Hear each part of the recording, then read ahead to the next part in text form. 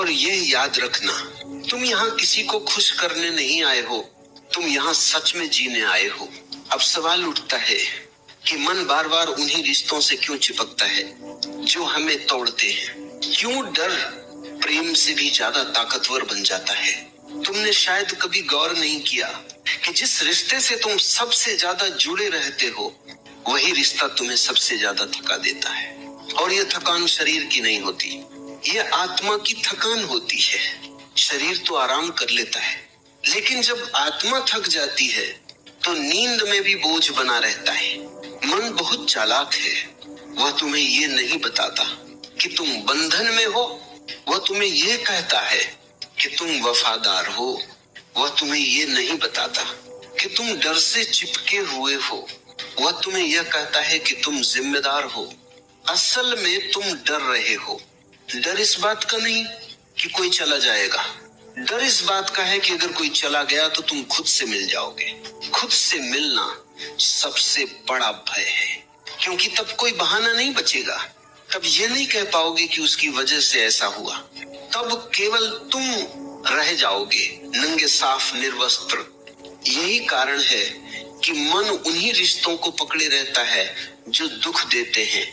दुख परिचित होता है, पीड़ा जानी पहचानी होती है, और जो परिचित हो वही सुरक्षित लगता है, चाहे वो जहर ही क्यों ना हो। तुम एक अजीब जीवन जी रहे हो।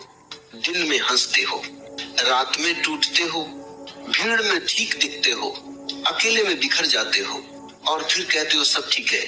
नहीं, सब ठीक नहीं है। अगर सब ठीक होता तो तुम्हें खुद को बार बार समझाने की जरूरत नहीं पड़ती। ध्यान से देखो, जिस रिश्ते में तुम्हें खुद को साबित करना पड़े, जहां तुम्हारी चुप्पी को सहमति समझ लिया जाए, जहां तुम्हारे आंसू असुविधा माने जाए, वहां प्रेम नहीं सौदा चल रहा है, और सौदे में आत्मा हारती है। हमेशा तुम पूछते हो, अगर मैं छोड़ दूं तो क्या बचेगा? ये सवाल ही गलत है। असल सवाल ये है, अगर मैं नहीं छोड़ूं तो क्या बचेगा? जो रिश्ते तुम्हें भीतर से खोखला कर रहे हैं, वे तुम्हें धीरे धीरे मृत बना रहे हैं।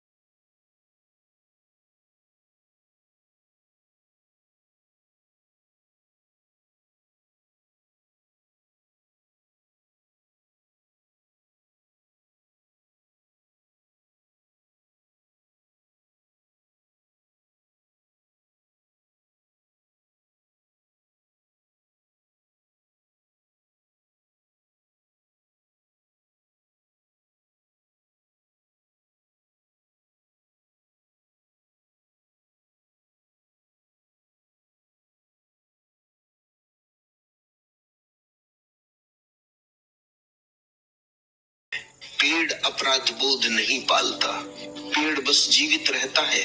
तुम भी धीरे धीरे पेड़ की तरह जीना सीख रहे हो। अब यह भी दिख रहा है कि कितनी बार तुमने प्रेम को कर्तव्य में बदल दिया, और कर्तव्य में आत्मा नहीं होती, वहां सिर्फ नियम होते हैं। प्रेम नियमों से नहीं चलता, वह भाव से चलता है। जहां हर बात होना चाहिए से शुरू, वहां प्रेम धीरे धीरे दम तोड़ देता है। अब तुम होना चाहिए से बाहर आ रहे हो, अब तुम जो है में उतर रहे हो, और जो है कभी कभी बहुत खाली लगता है, क्योंकि वहां कोई कल्पना नहीं, कोई भविष्य नहीं, कोई कहानी नहीं, सिर्फ यह पल होता है। और अगर यह पल शांत महसूस हो तो जान लेना कि दिशा सही है। अब तुम्हें यह भी लगने लगा है कि हर किसी को समझाना जरूरी नहीं, हर किसी को साथ रखना जरूरी नहीं, हर उम्मीद पूरी करना जरूरी नहीं। ये समझ पहले अपराध बोध लाती है, फिर अपराध बोध धीरे धीरे गिर जाता है, क्योंकि तब स्पष्ट होता है कि जो खुद से ईमानदार नहीं, वो किसी और से भी सच्चा नहीं हो सकता। अब तुम ईमानदारी को चुन रहे हो, और ईमानदारी कभी शोर नहीं करती, वो बस भीतर एक सीध पैदा कर देती है। यही असली आजादी है। और जब